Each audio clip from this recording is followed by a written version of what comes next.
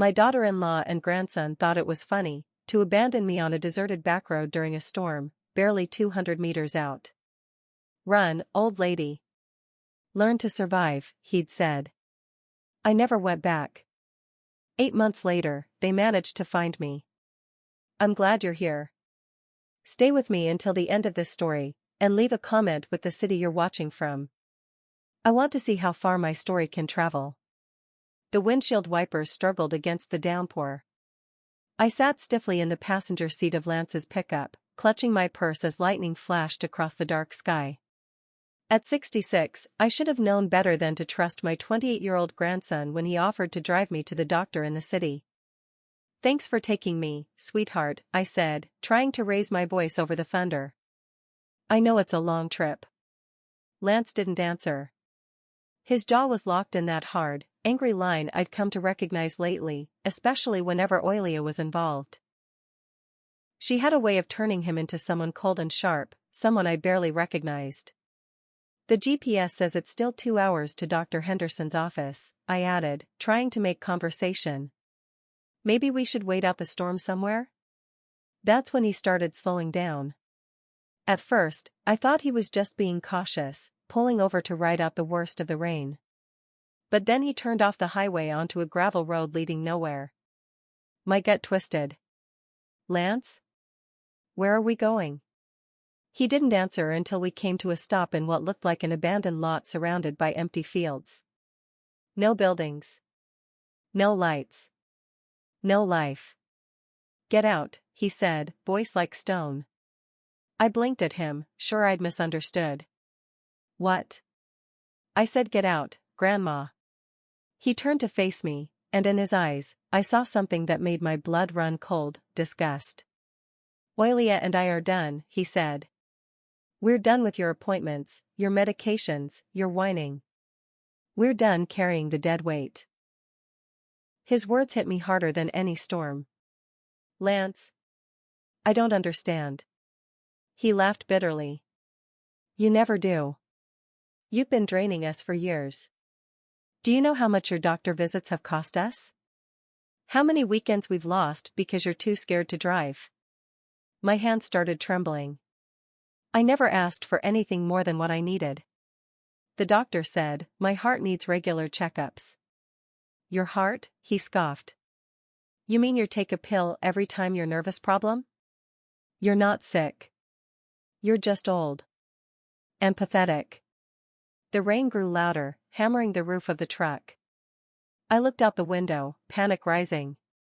"Please, Lance. Where even are we? How will I get back?" He leaned over and shoved the passenger door open. The wind hit me like a wall, rain soaking through my sweater instantly. "Time to fend for yourself, old woman." I froze. Not from the cold, but from disbelief.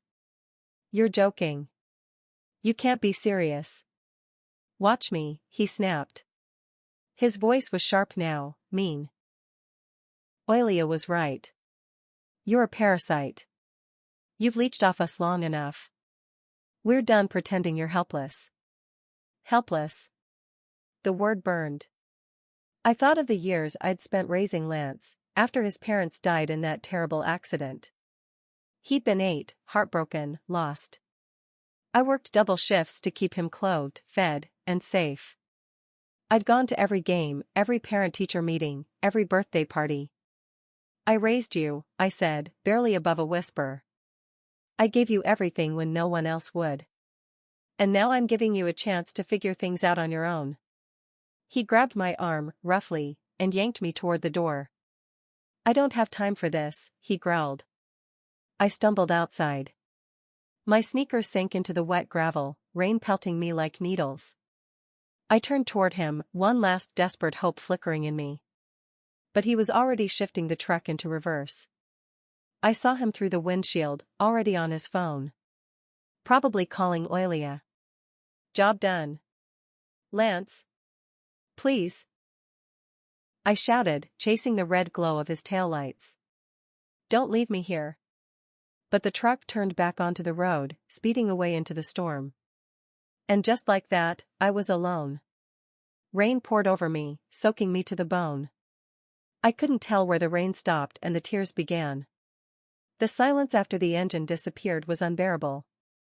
Just me, the wind, and the shattering truth, the family I sacrificed my life for had tossed me aside like I meant nothing. With shaking hands, I pulled out my phone. No signal. No bars. Thunder cracked above me. I looked around wildly, searching for shelter. That's when I saw it.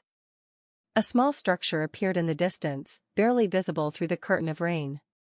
Maybe a gas station, or an old convenience store. With no better choice, I began walking toward it, each step a battle against the wind and thick, sucking mud. As I trudged through that storm, soaked and abandoned by the one person I had loved most, something inside me gave way. Not just my heart, that had already been shattered beyond mending, but something deeper. The part of me that still believed family meant loyalty. That love was supposed to be unconditional. By the time I reached that building, which turned out to be an out-of-business auto repair shop, I wasn't the same woman who'd climbed into Lance's truck that morning. I'd become someone else entirely. Someone who had finally seen that sometimes, the deepest cuts come from the people you'd lay your life down for. The shop was locked, of course, but there was a small awning that offered the slightest bit of cover. I pressed myself into the doorway, teeth chattering so hard I could hear the clicks echo in my head. My clothes were soaked through, the cold burrowing deep into my bones. I don't know how long I stood there. An hour? Maybe 3? Time twisted in that place, stretching and folding in ways I couldn't grasp. Every few minutes, I'd pull out my phone to check for signal, but the screen stayed blank. No bars. No service. No one to call, even if I could. Then, I heard it. An engine. My heart leapt. Maybe Lance had come back. Maybe guilt had caught up with him and he'd returned to take me home. But the lights that pierced through the rain didn't belong to his red truck. This was an older vehicle, white, with rust around the wheel arches. The truck rolled to a stop near the shop, and an older man in a rain jacket jumped out. He was maybe 70, with white hair and kind eyes behind wire-rimmed glasses. "Ma'am? Are you all right?" he called, hurrying through the downpour. I opened my mouth, but my voice came out as a hoarse croak. The cold had stiffened my throat, made even breathing a chore. "Good heavens, you're frozen," he said, quickly peeling off his jacket and wrapping it around my shoulders. "Name's Harold Morrison. My wife and I live just down the road." "What in the world are you doing out here?" I wanted to explain, but the words stuck in my throat. How do you tell a stranger that your own family cast you aside like trash? That the boy you raised had looked you in the eye and declared you worthless?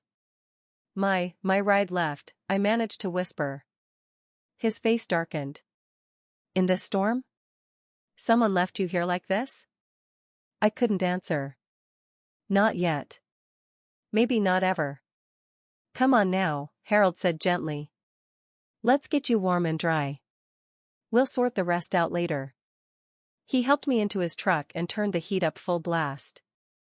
As the warm air finally hit my skin, I started to cry again, deep, shaking sobs I couldn't hold back. Harold didn't press me with questions.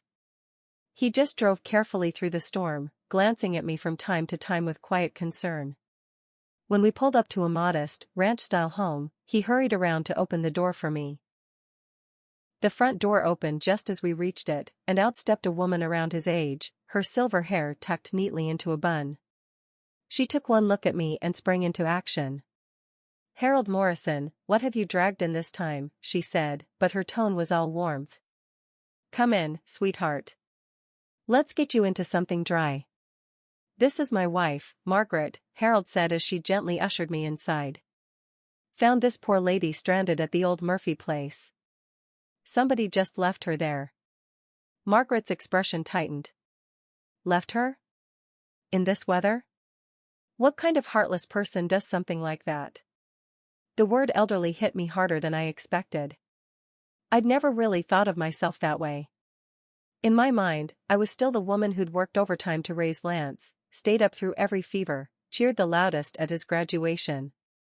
But standing there in Margaret's spotless living room, dripping onto her floors, I suddenly felt every single one of my 66 years. "Let's start with a hot shower," Margaret said gently but firmly. "Then we'll talk." She led me to a guest bathroom, left out towels and a soft robe. The hot water felt like grace pouring over my frozen skin. I cried again, not the frantic sobs from earlier, but softer tears, mourning the life I thought I had. When I came out 20 minutes later, the living room smelled of chamomile and homemade soup. Margaret handed me a warm mug and sat across from me. "All right, dear," she said. "Tell us what happened." And I did. I told them about Lance. About Ophelia. About the sacrifices I'd made for a family that now saw me as dead weight. I told them about the medical bills, the biting comments, the quiet ways I'd been pushed aside for years. Harold and Margaret listened without a single interruption. With each detail, their faces grew more concerned, more angry. "That boy ought to be ashamed," Harold said finally, voice taut with emotion. "Do you have anywhere to go?" Margaret asked softly. "Any other family?" I shook my head. Lance was all I had left. My husband had died 15 years ago. Lance's father, my only child, long before that. The loneliness hit me fresh. "I suppose I'll find a way to get back," I said weakly. "Back to what?" Margaret's voice wasn't harsh, just honest. "If they abandoned you once, what makes you think they won't do it again?" Her words landed like cold truth. Even if I returned to that house, even if I begged, they would never see me the same. I'd still be the weight they didn't want to carry. Still walking on eggshells. Still trying not to be a bother. "You'll stay here tonight," Harold said with quiet certainty. "In the morning, once the weather clears, we'll talk about next steps." I wanted to argue, to say I couldn't impose. But the truth was, I had no one. No hotel money. No close friends to call. No family who wanted me back. That night, lying in their guest room beneath lavender-scented sheets, I stared at the ceiling, and made a choice. I wasn't going back. I couldn't return to being that woman who apologized just for taking up space, who kept shrinking herself until there was almost nothing left. Lance had told me I needed to learn how to stand on my own. Maybe it was time I finally did. The next morning, I woke to the smell of bacon and fresh coffee. Margaret was already up, moving through the kitchen with the kind of grace that only comes from a lifetime of caring for others. "Sleep all right?" she asked, handing me a warm mug. "Better than I thought I would," I said truthfully. It had been the first night in ages I hadn't lain awake wondering if I was a burden, tallying up how much space I was taking in someone else's life. "Harold ran into town early," Margaret said, placing a plate of eggs and bacon in front of me. "Before he left, he mentioned something you might want to hear. The library's looking for someone to help out with their adult literacy program. Volunteer work, mostly." I looked up mid-bite. A volunteer role. "It wouldn't pay much," Margaret added quickly, "but it could be something, a place to start, something to ground me while I figured out the next chapter." As I sat at her kitchen table, sunlight streaming through the window, listening to her hum a soft tune while she did the dishes, I felt a flicker of something I hadn't felt in a long time. Hope. Maybe Lance had done me a favor in the end. Maybe being left behind in that storm was the jolt I'd needed to finally start living my own life. 3 weeks later, I was standing outside the Millbrook Public Library, smoothing my new skirt and catching a glimpse of myself in the glass doors. Margaret had taken me shopping at the local thrift store, helping me find clothes that actually fit, a strange kind of luxury after years of making do. When you feel like an inconvenience, you stop caring how you look. "You look lovely, Vi," she'd said that morning, calling me by the name that had somehow become natural between us. Not Viola, which always sounded too stiff. And definitely not Grandma, a title that now felt hollow. Just Vi, simple, clean, like the life I was trying to rebuild. The library director, Susan Chen, was a warm, cheerful woman in her 40s who greeted me with a smile and a firm handshake. Vi, welcome aboard, she said as she led me inside. I'm so glad you're here to help with the adult literacy program. Most of our students are older adults who never had a real chance to learn. I think they'll really connect with you. I'd met with her the week before, and during our interview, I told her I was recently widowed and starting over in a new town. I left out the rest: Lance, the storm, the heartbreak. Some truths are too heavy to unpack in a job interview. As she walked me through the library, explaining my responsibilities, I felt something I hadn't in years: purpose. Not obligation. Not guilt. But the quiet thrill of being needed in a way that mattered. My first student was Frank, a gruff man in his 70s who'd spent his life in construction and had somehow managed to hide the fact that he couldn't read. At first, he was embarrassed, guarded. But there was something unspoken between us, an understanding of what it meant to start over. Never thought I'd be sitting in a library at my age, he muttered during our second lesson, struggling through a beginner's passage about vegetable gardens.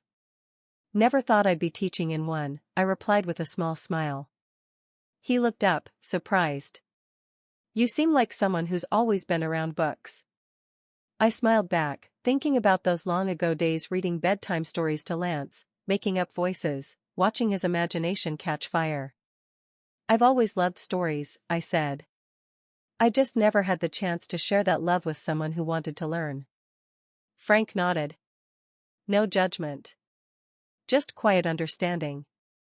That was something beautiful about this new life. People didn't need the whole story to accept you.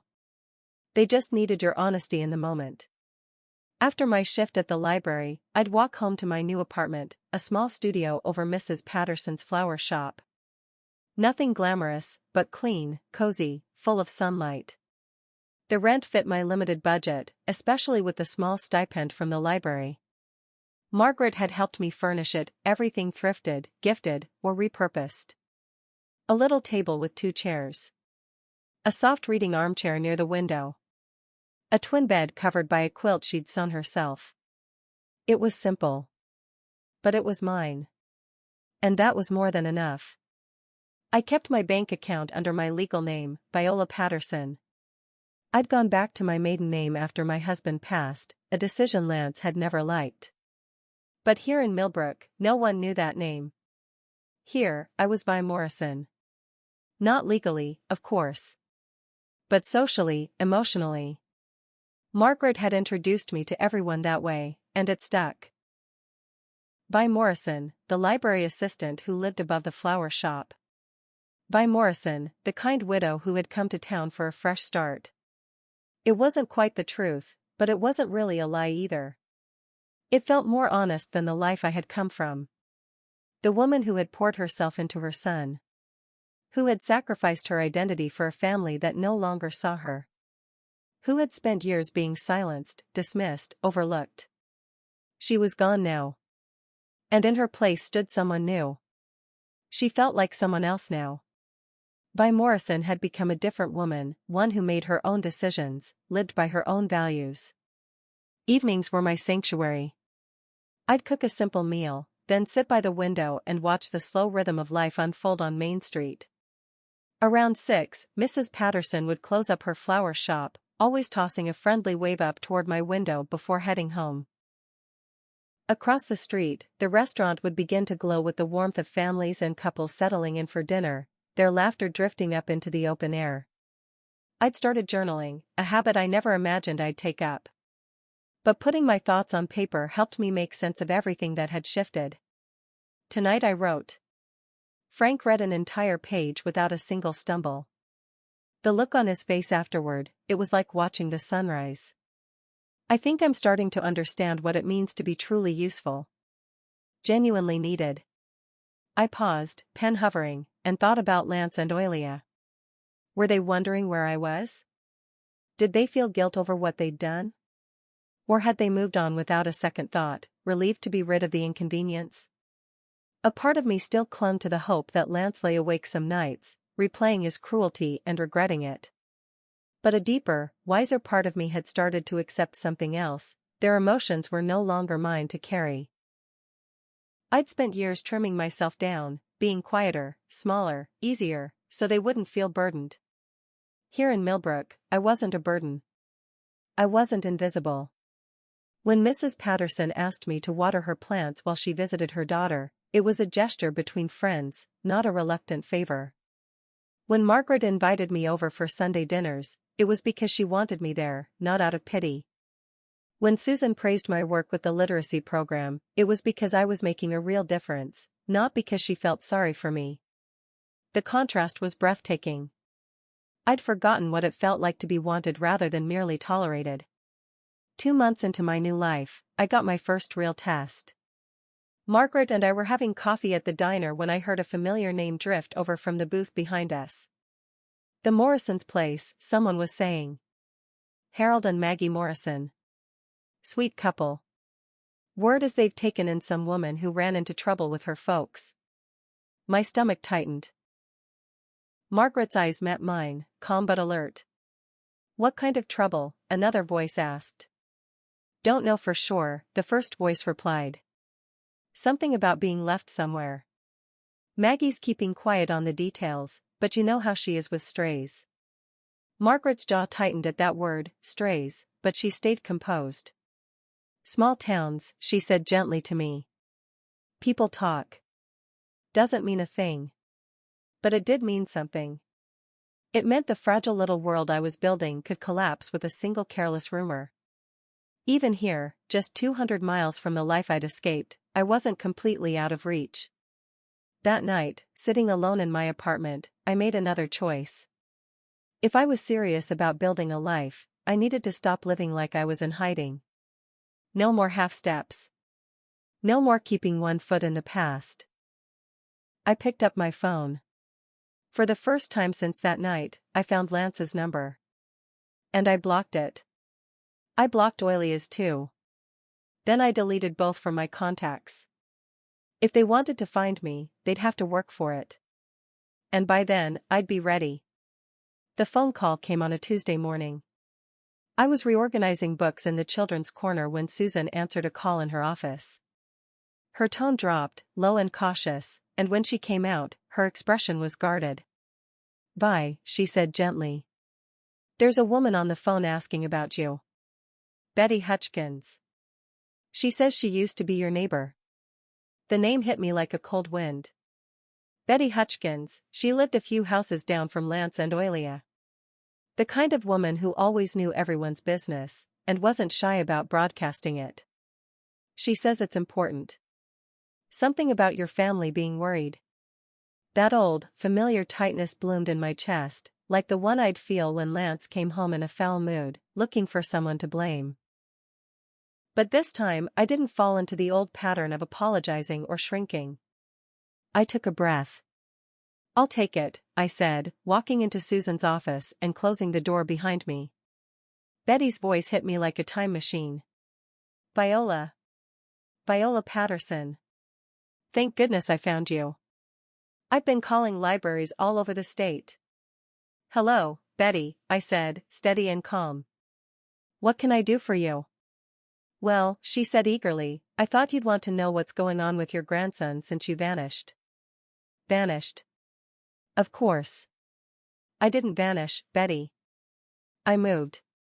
Moved without telling anyone," she huffed. "Viola, people are worried sick. Lance is beside himself." I nearly laughed. Lance, beside himself with worry over the grandmother he abandoned in a storm? What exactly has he told people about my disappearance? There was a pause. I could almost hear her adjusting her tone. "He said you had some kind of breakdown. That you wandered off during a doctor's appointment. He's been trying to track you down ever since." A breakdown. That was the story. Poor Lance, caring for his unstable grandmother who just couldn't cope. "How convenient," I said quietly. "Did he mention where I supposedly had this breakdown?" Another pause. Longer. He said it was during a storm. That you got confused and left the car." "I see." I kept my tone neutral, but anger burned in my chest. Even in lying, Lance couldn't quite erase the truth. And how is Lance handling things now that I'm missing? That's when Betty's voice shifted, lower, more secretive. Well, since you ask, things aren't great. His wife's been having some issues. Money, mostly. Word is they've fallen behind on the mortgage. Lance lost his job about 6 weeks ago. Something about showing up drunk. Oily has been saying it was layoffs, but you know how talk gets around. I tightened my grip on the phone. 6 weeks ago. That would have been just 2 weeks after they left me behind. And now, it sounded like there were other issues brewing. Betty continued, clearly enjoying the role of messenger. Oily has been spotted around town with that Miller boy, you know, the one who works at the gas station? Barely out of college. 22, maybe 23. People are starting to talk. I pictured Ophelia, always perfectly put together, never a hair out of place. Always complaining about Lance, not driven enough, not earning enough, not giving her the lifestyle she believed she deserved. So it wasn't exactly shocking that, when things got tough, she'd look for comfort elsewhere. But the real problem, Betty added, her voice lowering conspiratorially, is they can't manage without you. That house you all lived in? It's falling to pieces. No one's taking care of the yard or the upkeep. Lance tried fixing the sink last month and ended up flooding the kitchen. Oily has been hiring cleaners, but they can't afford it. The picture was becoming painfully clear. For all their talk about me being a burden, they had depended on me far more than they ever admitted.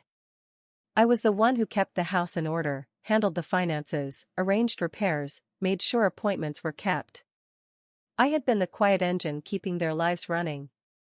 There's more, Betty said, her voice dropping to a whisper. I probably shouldn't say this, but my cousin works at the bank. She told me they're in serious trouble. The foreclosure notice went up last week. Foreclosure.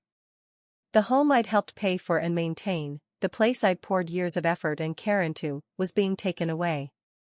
And just like that, their sudden urgency to find me made perfect sense. They didn't miss me. They didn't regret what they'd done. They needed me. Betty, I asked carefully, has anyone considered contacting the police about my so-called disappearance? Oh, Lance did file a missing person report weeks ago, she replied quickly. But between you and me, the police weren't too concerned. They said since you're an adult and there's no foul play involved, they can't do much if you don't want to be found. Smart officers. They'd probably seen situations like this before. I appreciate you letting me know, I said, calm but firm. But I want to make something very clear. I didn't get confused and I didn't have a breakdown. I made a clear, conscious decision to leave a situation that was harming me. I'm safe. I'm doing well. And I'm exactly where I want to be. But Viola, she protested gently, they're still your family. No, Betty, I said, cutting in, my voice steady. Family doesn't abandon you in a storm. Family doesn't call you a burden. Family doesn't twist the truth when things fall apart. There was a long pause. I won't tell them I reached you, Betty said at last, much quieter now. But Viola, whatever happened, they really are struggling. After I hung up, I sat in Susan's office for a long while, staring out at Main Street through the window. Kids were walking home from school, backpacks swinging, voices full of stories and laughter. An old man strolled past with his dog, stopping every so often to greet someone with a wave or a chuckle. Just ordinary life. Calm. Honest. Free of manipulation and emotional landmines. So, Lance had lost his job. Ophelia was being unfaithful. The house was on the brink of foreclosure. A part of me, the one trained to put everyone else's needs first, felt a twinge of sympathy. But a deeper, stronger part of me felt something else. Justice. Not the bitter kind that wants revenge. But the quiet, inevitable kind. The kind that arrives when people are finally forced to live with the choices they've made. They treated me like I was disposable. Like I'd always be there, absorbing their anger, cleaning up their messes, making life easier while disappearing into the background. Now they were learning what life was like without me. That evening, I called Margaret and told her about Betty's call. We sat on her porch while Harold fussed over his rose bushes, and I recounted everything. "So they're looking for you," Margaret said when I finished. "How does that make you feel?" Such a simple question. But it took me a while to answer. How did it feel to know that the very people who discarded me now desperately wanted me back? "Powerful," I said, a little surprised by my own answer. "For the first time in my life, I feel powerful." Margaret nodded slowly.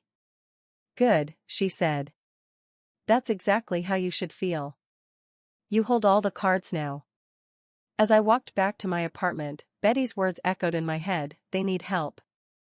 Maybe they did. But need and deserve were not the same thing. After 6 months of living free from the constant weight of their judgments and demands, I was finally learning the difference between guilt and clarity, obligation and peace. It all started with a phone call to the library on an ordinary Thursday afternoon. Susan found me in the children's section, her expression pale and uneasy. "Vi, there's a man on the line. Says he's your grandson. He sounds upset." My hands froze on the shelf of books I was organizing. After 8 months of silence, they'd finally found me. I'd been expecting this moment, dreading it, preparing for it in quiet moments when I let my mind wander too far. "What did you tell him?" I asked. "Nothing. I told him I needed to check if you were available." "He's still on hold." I followed her to her office. My heart was racing, but my thoughts were surprisingly still. I'd had time, plenty of it, to figure out how I would respond when this day came. I picked up the phone. "Hello, Lance," I said calmly. "Grandma." His voice cracked on the word, and for a second, I could hear the child he used to be, the frightened little boy who once ran to me after bad dreams, after losing so much so young. "Thank God. We've been searching everywhere for you." "Have you?" The silence on the other end was sharp. I think he expected me to rush in with apologies or explanations. When I didn't, his tone hardened. "Where the hell have you been? Do you even understand what you've put us through? We thought you were dead. We've been worried sick." Worried sick. This, from the man who once looked me in the eye and called me a parasite before leaving me alone in a storm. "What do you want, Lance?" "What do I want?" "I want you to come home. We need to talk. There's been a big misunderstanding, and we need to fix this." A misunderstanding. That's what he was calling it now. "I'm quite content where I am," I said. "If you want to talk, we can do it over the phone." "No, Grandma. You don't get it. It's been hard without you. We made mistakes, okay? But we can move past that. We're family." Ah, family. That magical word they thought could erase everything they'd done. "Lance, I want you to listen to me very closely," I said, my voice sharpening. "You didn't make a mistake. You made a choice. You chose to leave me behind in a storm, 200 yards from home. You chose to call me useless. You chose to lie to everyone about what really happened and say I had some breakdown instead of admitting what you did." "Grandma, please. I'm not finished." My voice sliced clean through his pleading. "You're calling me now not out of love or guilt, but because you need me. Because you and Ophelia can't hold it together without someone to scapegoat and someone to fix your mess." The silence that followed stretched so long I thought he might have hung up. Then he spoke, his voice colder this time. "You're right. We do need you. But you need us too. You're 66, living who knows where, probably burning through your savings. What happens when you get sick? When you can't take care of yourself anymore?" A threat. Disguised as concern. And we both knew it. "I seem to be doing just fine," I said. "For now," he countered. "But this isn't sustainable. Come home, Grandma. We'll make it work. We'll be better." I closed my eyes. I remembered every time Lance had said those exact words. After stealing from my wallet in high school. After crashing my car and lying about it. After moving Ophelia into my home without even asking, and then making me feel like the intruder. No, I said simply. And I hung up. The phone rang again immediately. I let it go to voicemail. Then it rang again. And again. Over the next 3 days, Lance called the library 62 times. Susan finally had to assign someone else to answer the phones. He was tying up the lines. When I wouldn't speak to him, he left voicemails. The tone changed with each one. At first, he begged. "Grandma, please. Just talk to me. I know we hurt you, but we can make it right." Then came the anger. "This is insane. You're acting like a child. We're trying to fix things and you won't even hear us out." Then desperation. "We lost the house, Grandma. It's gone. Ophelia left me. I have nothing. Please." And finally, the threat. "I know where you are. I'm coming to get you whether you like it or not. You can't just walk out on your family." Susan was worried enough to call the local police. They said unless he actually showed up and caused a scene, there wasn't much they could do. I could file for a restraining order if I wanted. But I didn't. Not yet. I didn't want to involve the law unless I absolutely had to. This was personal. This was between me and him. Then, Saturday morning came. I was outside Mrs. Patterson's shop, watering her flower boxes, when a red pickup truck I hadn't seen in nearly a year pulled up to the curb. My heart jumped. But I kept watering. Steady hands. Calm face. Even though I was trembling inside. The door opened. And Lance stepped out. And I was shocked by what I saw. He'd lost weight. Not in a good way. His clothes hung loosely and looked wrinkled, as if he hadn't bothered to care. His hair was greasy, and his eyes were sunken, the tired look of someone who hadn't slept in weeks. "Hello, Lance," I said without turning to face him. "Jesus, Grandma, you look," he stopped mid-sentence, staring at me. I suppose I did look different. Those months of calm and peace had done me well. I'd gained some healthy weight back. My skin had a glow from spending time outside. My clothes fit properly. I looked like someone who was living fully, not just barely surviving. "You look good," he finally mumbled. "Thank you." I answered evenly. "You don't." He winced at my bluntness. The old me would have softened his blow, asked if he was eating enough, if he needed money, if there was anything I could do. The new me just kept watering the flowers. "Can we talk?" he asked. "We're talking now." "No, I mean really talk. Somewhere private." I looked at him then, the young man I'd raised. And felt a strange mix of pity and disgust. He looked worn down, beaten by life in a way that might have shattered me 8 months ago. Now? It just made me weary. "You can say whatever you need right here," I told him. Lance glanced around nervously.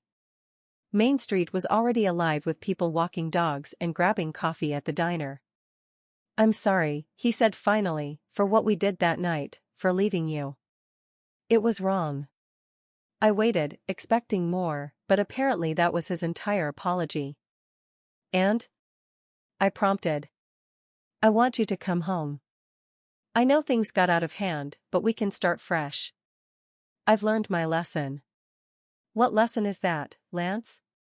He blinked, confused. "That family matters. Try again." His face flushed red. "I don't know what you want me to say. I want you to tell me what you learned. I want to know you understand what you did wrong, so I'm sure it won't happen again." Lance's voice rose, frustrated. I said I'm sorry. "What else do you want? You're my grandmother, you're supposed to forgive me." There it was, the entitlement he'd always carried, barely hidden beneath the surface. He wasn't sorry for hurting me. He was sorry he had to deal with the fallout. No, Lance, I said quietly. I'm not supposed to do anything anymore. That's what you taught me that night in the storm. Don't be like this, he pleaded. I know you're mad, but you're all I've got left. Oily is gone. The house is gone. I lost my job. I need you. And there it was. The truth he'd danced around. He didn't want me back out of love or regret. He wanted me back because his life was unraveling, and he needed someone to fix it. That sounds like a lot of problems, I said, moving on to the next planter. I'm sure you'll figure something out. Grandma, please. His voice cracked, and for a moment, he sounded like that frightened boy again. I don't know how to do this without you. I stopped watering and met his eyes.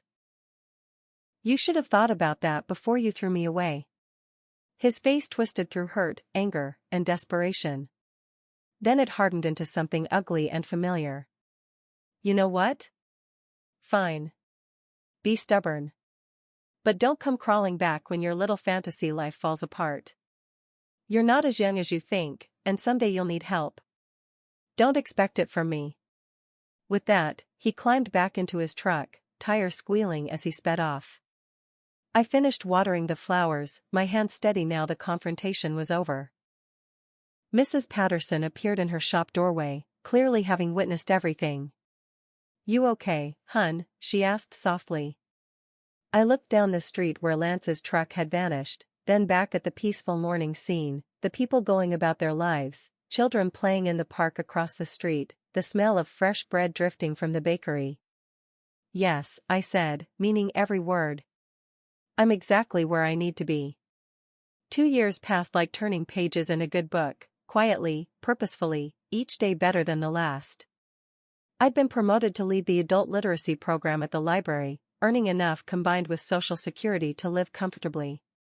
Frank had learned to read well enough to help his grandson with homework, and we'd started a small reading group for other late learners. I also volunteered at the senior center, teaching basic computer skills to people my age who wanted to stay connected with family far away. The irony wasn't lost on me. Helping others maintain family ties while having completely cut mine off. But it felt right. Margaret had become the sister I'd never had. Harold, the protective older brother I'd always wanted. They'd officially made me part of their family, inviting me to holidays and treating me like I belonged. For the first time I experienced unconditional love, from people who didn't owe me anything. On a crisp October morning, while arranging books in the library's front window, I spotted a familiar figure moving slowly down Main Street. Even from a distance, I recognized her posture, the way she carried herself, as if performing for an unseen audience. Ophelia. She looked older than her years. Her once perfect blonde hair was streaked with dark roots and split ends. Her clothes, still stylish, looked worn, like someone trying to keep appearances on a shrinking budget. She paused in front of Mrs. Patterson's flower shop, staring up at my apartment windows. Then she crossed the street, heading straight for the library. I had maybe 30 seconds to decide how to respond.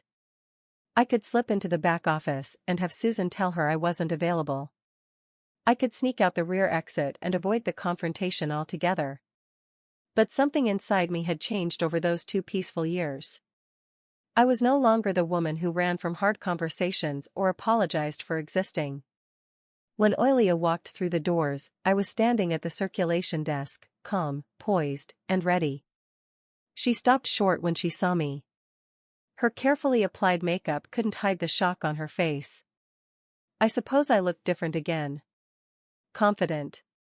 Well-dressed. Completely at ease in my own space, not like the broken woman they'd abandoned in that storm. Viola, she said hesitantly. Ophelia. I kept my voice even. Professional. What brings you to Millbrook? She glanced around the library. Taking in the displays I'd arranged, the cozy reading nook where my literacy students gathered, the bulletin board covered in community notices and success stories. This was clearly not what she'd expected. We need to talk, she said at last. About what? I asked. Her composure faltered for a moment, revealing a side of her I'd never seen before, vulnerability. About Lance. About everything that's happened. I motioned toward a quiet seating area by the windows. We can talk here. She followed, her heels clicking on the polished floor. Even down on her luck, she was still trying to maintain an air of sophistication. You look well, she said as we sat. I am well. Very well. That's good. She fidgeted with her purse strap, struggling to find the right words. Viola, I know we didn't part on good terms. That's one way to put it. I want you to know I regret how things ended. We both said things we didn't mean. I studied her face, searching for genuine remorse. Instead, I saw something else, a calculating look, the same expression she used when coaxing Lance into buying her expensive things. What things did you say you didn't mean? I asked. Her surprise was obvious. Well, over the years, I said a lot of harsh things about your age, your health, your financial situation. Those weren't things you said that night in the storm, Ophelia. Those were constant. Because that's what you really thought of me. Her mask slipped a little more. You have to understand, we were under so much pressure. The mortgage, Lance's drinking, my job troubles. We weren't thinking straight. Lance's drinking? That was new information. It explained some of the rapid unraveling after I left. Where is Lance now? I asked. Her face crumpled. He's not doing well, Viola. After I left, he really fell apart. He's living in a trailer park outside the city, working part-time at a gas station when he can hold a job. He drinks more and he's angry all the time. She paused, dabbing her eyes with a tissue.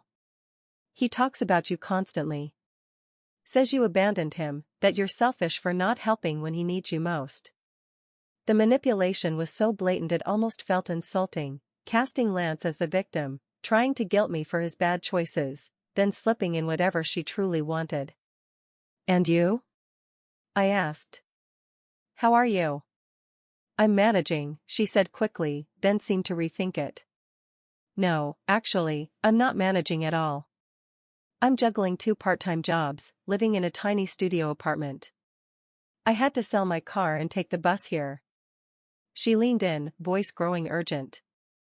Viola, I know we treated you poorly. We took you for granted. But we're family. Families forgive.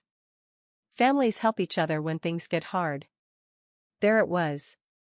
The ask. I waited. I'm not asking for much, she continued. Just enough to get back on my feet. Maybe help Lance into a treatment program. We could start fresh. Be the family we should have been. I leaned back, looking at this woman who'd spent years making my life unbearable, who'd encouraged Lance to see me as a burden, who probably suggested leaving me that night. Ophelia, I said softly. Do you remember what Lance said to me that night in the storm? She shifted, uncomfortable. He was upset. We both were. He called me a parasite. Said I was pathetic, that you were right about me. Told me to get lost and learn to fend for myself. I kept my tone calm, factual. So I did. But that's not who you really are, she insisted. You're kind and generous and loving. You raised Lance when no one else would.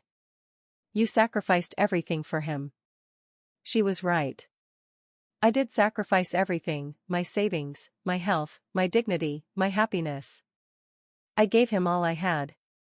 And in return, he tossed me aside like trash. Tears welled in Ophelia's eyes. Whether they were real or put on, I couldn't tell anymore. People make mistakes, Viola. Even terrible ones. But that doesn't mean they can't change. You're absolutely right, I said, standing. People can change. I'm living proof. She looked up at me, confusion replacing the hope that had been growing on her face. I changed, from someone who let herself be used and discarded, into someone who knows her own worth. I transformed from someone who apologized simply for existing into someone who lives with intention and dignity. I changed from a person who feared solitude into someone who values her own company and chooses her connections thoughtfully. I moved to the window, gazing out at the quiet street where I'd built this new life. What I won't become again, I said, is someone who rescues others from the consequences of their own decisions. But we're family, Ophelia pleaded. I turned back to face her. No, we're not. Family doesn't abandon each other during storms. Family doesn't call one another parasites. Family doesn't rewrite the truth when things fall apart. Now she was openly crying, and for the first time since I'd known her, it seemed sincere. What are we supposed to do? How do we survive without you? The same way I survived without you, I answered plainly. By learning to take care of yourselves. I walked back to the circulation desk, grabbed a piece of paper, and scribbled something quickly. Returning to Ophelia, I handed it to her. What's this? She asked. It's the address of a local social services office. They offer programs for addiction and job training for people needing new skills. If Lance really wants help, that's the place to start. Ophelia looked at the paper as if it were written in a foreign language. But what about us? What about our relationship? We don't have a relationship, Ophelia. We never did. You tolerated me because I was useful. I tolerated you because I thought that's what family meant. I sat down across from her one last time. Listen carefully. This is the final time we'll have this conversation. I am not responsible for fixing Lance's life or yours. I am not required to sacrifice my happiness for your comfort. I will not apologize for choosing peace over chaos. You can't just cut us off forever, she said, her voice lacking conviction. I'm not cutting you off. I'm setting boundaries. If Lance gets sober, rebuilds his life, takes responsibility, and sincerely apologizes, not because he wants something from me, but because he understands the pain he caused, then maybe we can talk. Maybe. I stood, signaling the end of our talk. That's his choice, not yours or mine. Ophelia gathered her purse and stood unsteadily. At the door, she turned once more. I hope you'll change your mind, she said. I hope I won't need to, I replied. After she left, I sat by the window, watching the familiar rhythms of my adopted town. Mrs. Patterson arranged autumn flowers in her shop window. Harold walked his dog, stopping to chat with neighbors. Children walked home from school, their laughter carrying on the crisp air. This was my life now. These were my people. This was my peace. Frank arrived for his reading session, bringing a new student, his neighbor, who had finally found the courage to admit he needed help with reading. Bye, Frank grinned, meet Joe. He's ready to start his reading journey. I smiled, pushing thoughts of Lance and Ophelia firmly into the past where they belonged. Welcome, Joe. Let's begin with something simple, a story about new beginnings. As I opened the book and started reading, a familiar sense of purpose washed over me. This was who I was now, Vi Morrison, librarian, teacher, friend. A woman who helps others build themselves up, rather than someone who lets herself be torn down. Outside, autumn leaves danced on the wind, spinning free from their branches to make way for fresh growth. Some endings, I realized, are really just beginnings in disguise. Now, I'm curious about you, listening to my story. What would you do if you were in my shoes? Have you ever faced something like this? Share your thoughts below. Meanwhile, I'm leaving 2 other channel favorites on the final screen for you to watch, they'll definitely surprise you. Thank you for staying with me until the end.